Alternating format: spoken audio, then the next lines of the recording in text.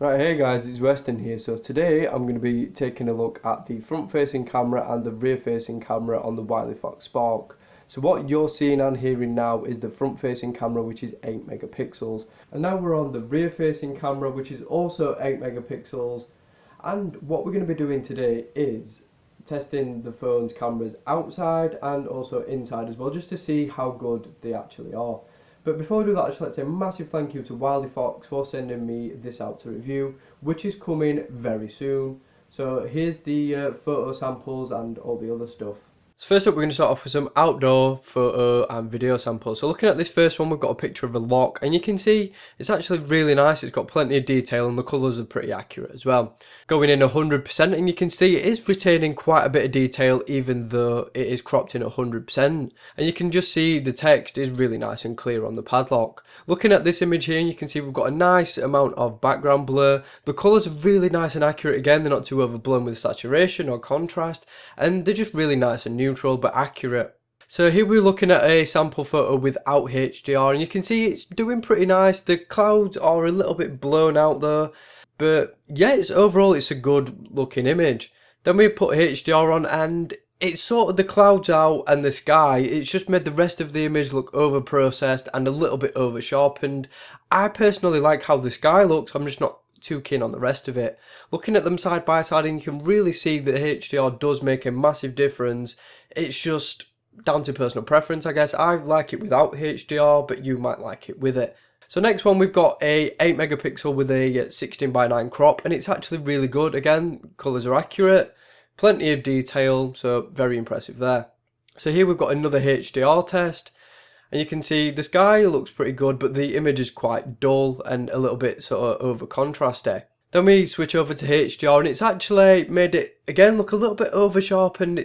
That seems to be a common trait with the HDR on this phone, but the colours look more accurate, and again it's fixed the sky.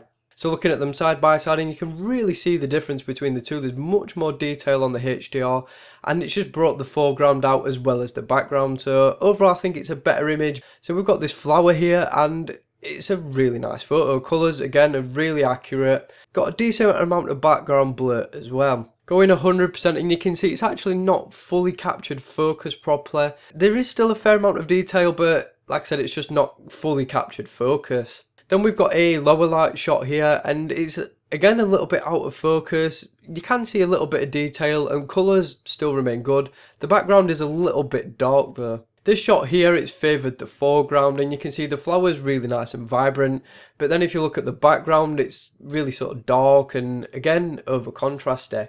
So in these sorts of situations, this seems to be what it does. We've got another sample here up close of some tree bark, and again the quality is really impressive. It's got plenty of detail. Unfortunately it has blown out the sky, but all in all it's a decent photo.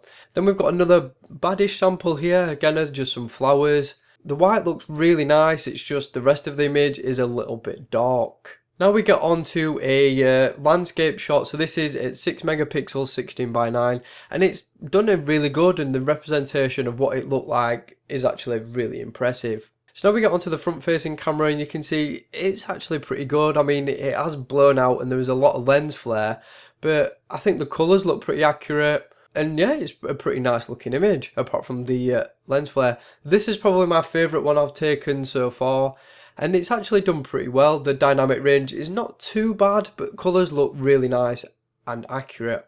Then we crop in 100%, and you can see it's not massively detailed though. Now it seems to be focusing on both the foreground and the background rather than blurring out the background, so just keep that in mind. And again, we've got another one, and this is a really good sample. Colours look pretty much identical, but again, it's blurring out the background.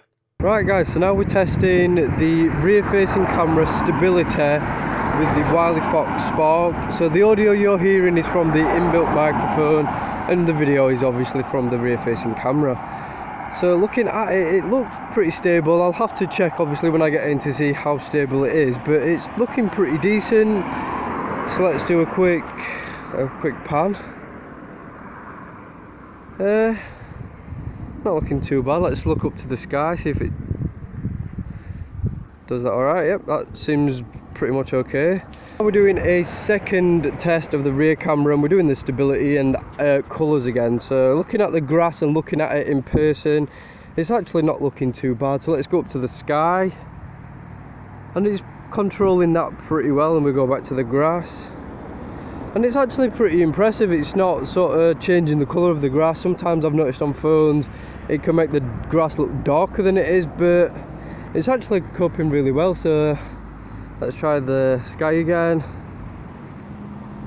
You can see it's actually coping pretty well. The sky looks a little bit darker on the phone than it does in person, but it's not doing too bad at all. Right guys, so here we've got a focusing test outdoors, and this is autofocus, so you can see we're going far away now, and then we're going to go back close, and it actually focuses really nice and smooth. It's a really good focusing system in that regard. It's just really slow to actually grab focus, but you can see it's actually a pretty smooth transition to focus. It just takes a long time.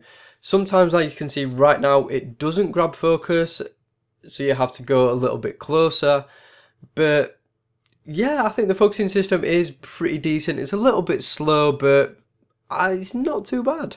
Right, hey guys, so now I'm testing the front facing camera on the WileyFox Spark. So yeah, it's actually looking pretty decent. It's not the best day outside today. Looking behind me right now, you can see it is a little bit blown out, but if I sort of move the camera away from my face, it does change a little bit, but it is blowing out the background a bit. So let's do the spin test into the light, and it's not coping too bad. So let's see what stability is like. So the stability is looking pretty decent, but like I said, I'll not be able to fully know what it's like until I've got back home. But yeah, colours look pretty nice, looks fairly stable. It's just the background's a little bit blown out. Colours are a little bit muted as well, I've noticed. With my jumper, it's a little bit more pale looking than what it actually is in person, but other than that, it's actually pretty nice. So this is the front facing camera on the WileyFox Spark. So now we get onto some indoor photos and videos. So looking at this first one here, and we've got some decent light, and the image is actually really good. There's a tiny bit of background noise, but overall a very impressive image. Then we move the camera a little bit closer in sort of a macro style shot, and you can see the text is really nice and clear. So good job there. Now we've got one where we're focusing on Spider-Man in the background, and you can see it's done a really good job at capturing focus, and it's sort of blurred out Joker a little bit as well. Really good. Then we focus on Joker, and you can see it's sort of made the brightness go down. I'm not really sure why. It was still in auto mode, but yeah, I can't really explain it. Now we got on some low light, and you can see we've got a really bad artifact in the picture, and you can see these lines. I've messed around with the settings and I just can't get rid of them. Now we're going to turn the flash on, and that obviously gets rid of these lines, but you can see the flash is really harsh, and it's really just washed out the entire image. Looking at them side by side, you can really see the difference. Now, I don't like either of these images, to be honest, and I don't think it does really good in low light. Then we've got another one in even lower light, and you can see those really bad lines again, and the picture is just pretty much unusable. Switch that flash on though, and it's done a better job in this situation, apart from it's really blown out Joker's face and all details gone there, but Spider-Man looks pretty decent. Front facing camera is not too bad. Again, not the most detailed I've ever seen, but it's doing pretty well. You can see it's not really fully captured focus, and it does look a little bit soft, but not too bad. Then we got onto a really low light one, and it's really dark and you can't actually see that much. Then finally we get one with artificial light, and again, it's not doing amazing, but it's not terrible either. Right, hey guys, now we're back inside and we're doing a focusing test. So we've got a figure up front and then we've got one at the back. I'm just going to see how quick it can focus between the two. So you can see it does focus and it's pretty smooth. It just takes quite a bit of time to actually grab focus. So you can see going back it's not too bad, but then coming back up front it does take a bit of time. So let's try a little bit closer. It's focused, then back, and then back front, and it's not grabbing focus, so let's just pull back a little bit. And it's got focus again. So focusing's not amazing. It's not the worst I've ever encountered, but it's not fantastic either. Right guys, so that is the front facing camera and the rear facing camera done. If you've got any questions or if you want to see any video in particular, drop a comment down below, because I've only got a week with this phone, so if you want something seeing, definitely drop me a comment and I'll get it done as soon as I can. Right guys, so that is pretty much it for this video. Thank you so much for watching. Don't forget to subscribe if you want to see the review of this phone and everything else I'm going to be doing with it as well. So that's it guys, thanks again, and I will see you all on the very next one.